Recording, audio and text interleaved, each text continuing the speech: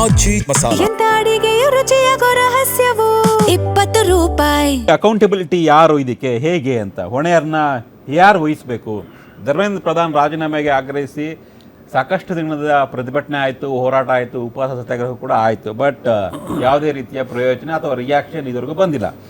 So ಇದಕ್ಕೆಲ್ಲ ಇವತ್ತೇನು ಪ್ರತಿಭಟನೆ ಆಯಿತು, ಕಾಕ್ರೋಚ್ ಜನತಾ ಪಾರ್ಟಿಯ ಪ್ರತಿಭಟನೆಗೆ ಕಾಂಗ್ರೆಸ್ ಬ್ಯಾಕಪ್ ಇದೆ. ಕಾಂಗ್ರೆಸ್ ಈ ರೀತಿಯ ಹಿಂದ್ಗಡೆ ಇದ್ಕೊಂಡು ಪ್ರತಿಭಟನೆಯನ್ನು ಮಾಡಿಸ್ತಾ ಇದೆ ಅಥವಾ ಪ್ರತಿಪಕ್ಷಗಳು ಪ್ರತಿಭಟನೆ ಮಾಡ್ತಿದ್ದಾರೆ, ದೇಶದ್ರೋಹಿಗಳು ಇದನ್ನ ಹಿಂದ್ಗಡೆ ಇಟ್ಕೊಂಡು ಪ್ರತಿಭಟನೆ ಮಾಡ್ತಿದ್ದಾರೆ ಅಂತ. ಫರ್ಜಾನ್ ಅವರೇ, ಸೊ ಡೈರೆಕ್ಟ್ ಮತ್ತೆ ನಿಮ್ಮ ಈ ಬಾಣ ನಿಮ್ಮ ಕಡೆನೇ ಬರ್ತಾ ಇದೆ, ಕಾಂಗ್ರೆಸ್ ಕಡೆನೆ.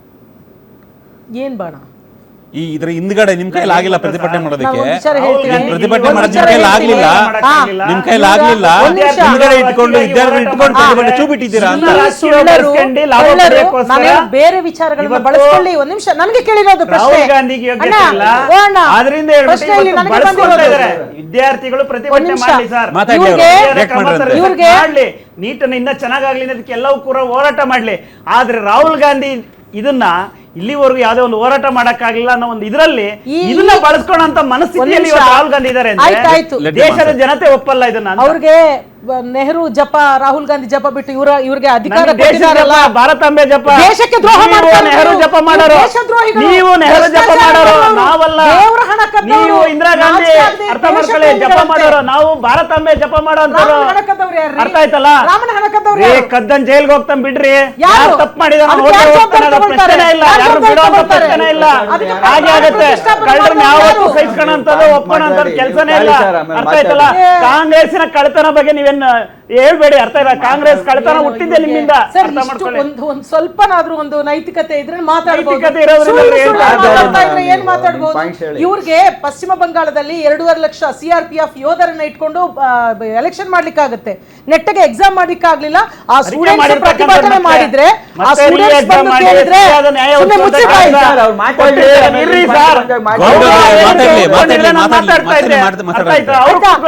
ಪ್ರತಿಭಟನೆ ಮಾಡ್ತಾ ಇದ್ರೆ ಅವ್ರು ದೇಶದ್ರೋಹಿಗಳು. ಇವರ ಭ್ರಷ್ಟಾಚಾರವನ್ನು ಪ್ರಶ್ನಿಸಿದವರು ದೇಶದ್ರೋಹಿಗಳು.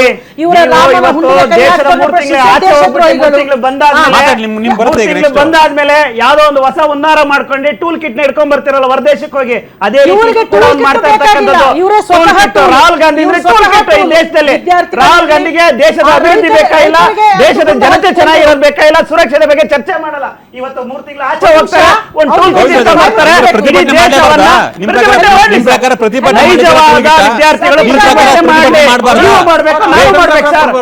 ಹಕ್ಕಿಗಾಗಿ ನಾವು ಹೋರಾಟ ಮಾಡಲೇಬೇಕು.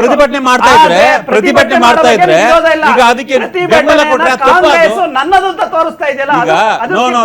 ಈಗ ಈ ಒಂದು ಪ್ರತಿಭಟನೆ ಏನಾಗ್ತಾ ಇತ್ತು, ಕಾಂಗ್ರೆಸ್ ಪಾರ್ಟಿಯ ಪ್ರತಿಭಟನೆ ಆಗಿರ್ಬೋದು ಅಥವಾ ವಾಂಗ್ಚುಕ್ ಪ್ರತಿಭಟನೆ ಆಗಿರ್ಬೋದು, ಇದಕ್ಕೆ ವಿಪಕ್ಷಗಳು ಸಪೋರ್ಟ್ ಮಾಡಿದವೆ. ಯಾಕಂದ್ರೆ ಆಡಳಿತದ NDA ಸರ್ಕಾರ ವಿರುದ್ಧ ನಡೀತಿರ್ತಕ್ಕಂಥ ಪ್ರತಿಭಟನೆಯನ್ನ ಸಹಜವಾಗಿನೇ ವಿಪಕ್ಷಗಳು ಸಪೋರ್ಟ್ ಮಾಡಿದವೆ, ಬೆಂಬಲವನ್ನ ಕೊಟ್ಟಿದ್ದಾವೆ. ಆ ಬೆಂಬಲ ಕೊಟ್ಟರೆ ದೇಶದ್ರೋಹ ನಿಮ್ಗೆ? ಪ್ರತಿಭಟನೆ ಮಾಡಬಾರ್ದಾಗಿದ್ರೆ ಪ್ರತಿಭಟನೆ ಮಾಡಬಾರ್ದಾಗಿದ್ರೆ ಪ್ರತಿಭಟನೆ ಮಾಡಬಾರ್ದಾ? ಬಿಜೆಪಿ ಯಾವ್ದು ಪ್ರತಿಭಟನೆ ಮಾಡಿಲ್ವಾ? ಪ್ರತಿಭಟನೆ ಮಾಡ್ಲಿ, ನಾನು ಪ್ರಶ್ನೆನೇ ಇಲ್ಲ. ಆದ್ರೆ ಇದೇ ರಾಹುಲ್ ಗಾಂಧಿ ವಿರೋಧ ಪಕ್ಷ ನಾಯಕರಾಗಿ ಹಿಂಗ್ ನಡೆದಿದೆ, ಸರ್ಕಾರ ಹಿಂಗ್ ಮಾಡಬೇಕಾಗಿತ್ತು, ಇಂಥ ಯೋಜನೆ ಈ ರೀತಿಯಾಗಿ ಬಳಸ್ಕೊಂಡಿದ್ರೆ ವಿದ್ಯಾರ್ಥಿಗಳು ನ್ಯಾಯ ಕೊಡೋದು ಒಂದೇ ಒಂದು ಸ್ಟೇಟ್ಮೆಂಟ್ ಕಾಂಗ್ರೆಸ್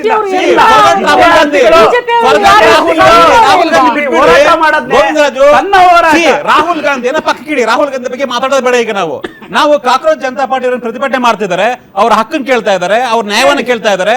ಈಗ ವಾಂಗ್ಚುಕ್ ಕಳೆದ 22 ದಿನ ಪ್ರತಿಭಟನೆ ಮಾಡ್ತಿದ್ರು, ಯಾರು ಇವತ್ತು ನಡೆಸಿದಾರೋ ಹಿಂಸಾಚಾರ ಆಗ್ಬಿಡ್ತು, ದೊಡ್ಡ ಮಟ್ಟದ ಪ್ರತಿಭಟನೆ ಮಾಡಿದ್ರು, ಯಾರು ಸಹಿಸ್ಕೊಳ್ತಾರೆ? ಸಂಸತ್ಗೆ ಮುತ್ತಿಗೆ ಹಾಕಿದ್ರು, ಇನ್ನು ಸಹಿಸ್ಕೊಳ್ಳಲ್ಲ ಅಂತ. 22 ದಿನ ಏನಾಗಿತ್ತು ಹೋರಾಟಗಳು, ಏನಾಗಿತ್ತು ಅಂತ ಇದೇ ಕಾಂಗ್ರೆಸ್ ವಕ್ತಾರರು ಹೇಳಿದ್ರು.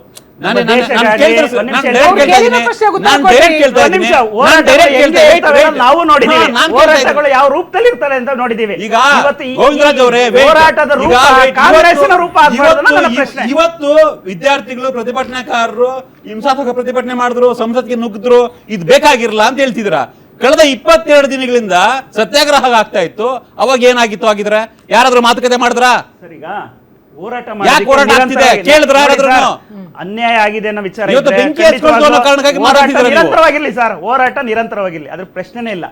ಆದ್ರೆ ಈ ಹೋರಾಟವನ್ನ ಬೇರೆಯವರು ಹತ್ತಿಕೊಂಡು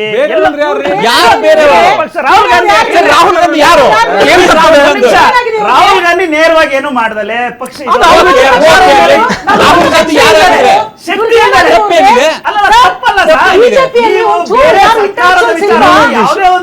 ಪ್ರತಿಭಟನೆ ಇವತ್ತು ವಿದ್ಯಾರ್ಥಿಗಳು ಮಾಡೋಂತ ದೇಶವನ್ನ ಅರಾಜಕತೆ ಸೃಷ್ಟಿಸೋದಕ್ಕೆ, ದೇಶದಲ್ಲಿ ಅಶಾಂತಿ ಮೂಡಿಸೋದಕ್ಕೆ ನೀವು ಪ್ಲಾನ್ ಮಾಡಿ ಸಮಸ್ಯೆನ ಅಡ್ರೆಸ್ ಮಾಡ್ರಿ. ಖಂಡಿತ ಅಷ್ಟೇ ಬೇಕಾಗಿರೋದು. ಸಮಸ್ಯೆ ಅಕೌಂಟಬಿಲಿಟಿ, ಸಮಸ್ಯೆ ಇರೋದು ಅಕೌಂಟಬಿಲಿಟಿ, ನೈತಿಕ ಹೊಣೆಗಾರಿಕೆ. ಅಕ್ಕನ್ನ ಕೇಳಿ, ಸಮಸ್ಯೆ ಇರೋದು ನೈತಿಕ ಹೊಣೆಗಾರಿಕೆ. ನಡೀಲಿ ಅಂತ ಕೇಳ್ಕೊಳ್ಳಿ, ಅನ್ಯಾಯ ಆಗಿತ್ತು ಅಂತ ಹೇಳೋದು. ಆದ್ರೆ ನಾನು ವಿರೋಧ ಪಕ್ಷರಿಗೆ ಯಾಕೆ ಆರೋಪ ಮಾಡ್ತಾ ಇದ್ದೀನಿ ಅಂದ್ರೆ, ನೀವು ಕಳೆದ ಮೋದಿ ಅವರು ಬಂದಾಗ್ಲಿಂದ ನೀವೇನಾದ್ರೂ ಮಾಡಿ ಮೋದಿ ಅವ್ರನ್ನ ಎಲ್ಲ ಒಂದ್ ಕಡೆ ಒಂದು ಕೆಟ್ಟ ಹೆಸರು ತರಬೇಕು ಅನ್ನೋ ಉನ್ನಾರ ಮಾಡ್ಕೊಂಡು ಮಾಡ್ತಾ ಇರ್ತಕ್ಕಂಥದ್ದು. ಘಟನೆ ನಡೆದಿದ್ರೆ ಜನರ ಮುಂದೆ ಇಡ್ರಿ, ಜನ ತೀರ್ಪನ್ನು ಕೊಡುವಂಥದ್ದು.